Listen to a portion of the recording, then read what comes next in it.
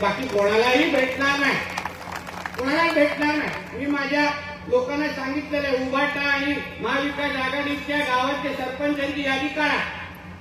जिथे जिथे उभाटा किंवा महाविकास आघाडीचे सरपंच असतील, पदाधिकारी असतील, की त्या गावामध्ये 1 रुपयाची निधी देणार नाही, एवढं मी तुम्हाला आजच सांगतो। काहीच देणार नाही। कोणाला गावाचा विकास करायचा असेल इथे येऊन प्रवेश करून जावा, भरघोस काम होऊन जातील, नाहीतर विकास होणार नाही। आपला कार्यक्रम सोपा आणि स्पष्ट असतो, आपण हात हातून ठेवत नाही, याची चिंता करू नका। म्हणून हे भाषण ऐकून ते उरले सुरले कोण असतील, आताच सांगा, चव्हाण साहेबांची वेळ आम्ही घेऊन घेतो, पुढची तारीख बुक करून टाका। म्हणून आपला कार्यक्रम स्पष्ट आहे। आता 31 मार्च संपून दे, ह्या वर्षाची निधीचा विषय संपलाय, पुढच्या वर्षी याद्या घेऊन बसणार, गावाची नावं घेऊन बसणार।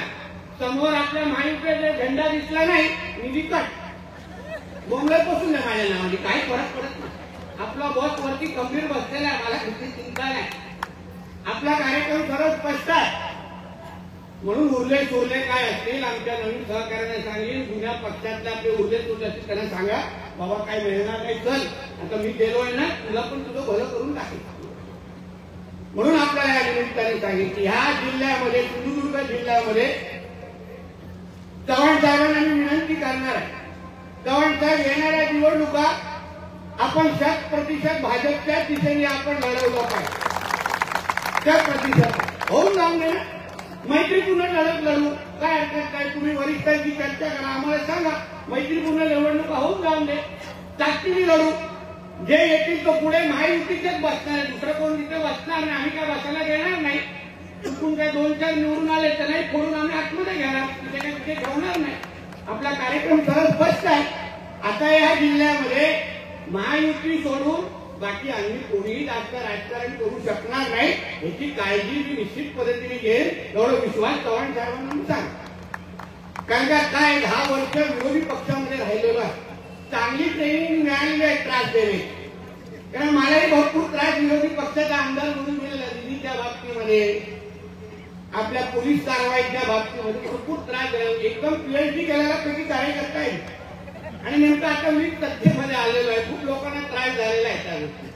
आता अनुभव टप्प्याटप्प्याने येईल, थोडं हळद निघून दे, पालकमंत्र्याची कळेल काय असतं ते। म्हणून आपल्याला या निमित्ताने सांगेन, भारतीय जनता पक्ष हा प्रत्येक तालुक्यामध्ये ताकदीने वाढला पाहिजे, एवढी जबाबदारी आपण सगळ्या जणांनी घ्यावी। आज ओरोस मंडळाचा ज्या पद्धतीने मेळावा झाला, प्रभाकरजी अशा प्रत्येक तालुक्यामध्ये आपण मेळावे घेऊ आणि ह्या ताकदीने घेऊ। आणि हे उरले सुरले आहेत ना, त्या तालुक्यात घेऊ का, वेळ सगळेच का आता ओरोसपर्यंत येऊ शकले नाही, काही लोकांना आम्ही त्या तालुक्यामध्ये ठेवलंय, तर फोटो सगळ्यांचेच आले पाहिजे ना त्या तालुक्यामध्ये। म्हणून या निमित्ताने आपल्याला सांगेन, ते मोठ्या प्रमाणामध्ये मोठी ताकद आज या निमित्ताने पाहायला मिळालेली आहे। आपल्या राज्याचे मुख्यमंत्री आदरणीय देवेंद्र फडणवीस साहेबांचे हात आपल्याला बळकट करायचे, या निमित्त ताकद त्यांची वाढवायची आहे। साहेब ज्या पद्धतीने राज्यासाठी काम करताय, फार जवळून अनुभव घ्यायला मिळालेला, म्हणून आपण भारतीय जनता पक्षासाठी काम करत असताना फार आपण प्रामाणिक पद्धतीने दिवस रात्र मेहनत करावी। आज आपण ज्या पक्षाचे कार्यकर्ते आहोत ते सन्मान्य राणे साहेबांनी खासदार असलेल्या पक्षाचे कार्यकर्ते आहोत, हे लक्षात ठेवा। राणे साहेब खासदार ज्या पक्षाचे आहेत त्याच्या नेतृत्वात तुम्ही सगळेजण काम करतात, म्हणून तुम्ही सगळेजण ताकदीने काम करा, मेहनत घ्या।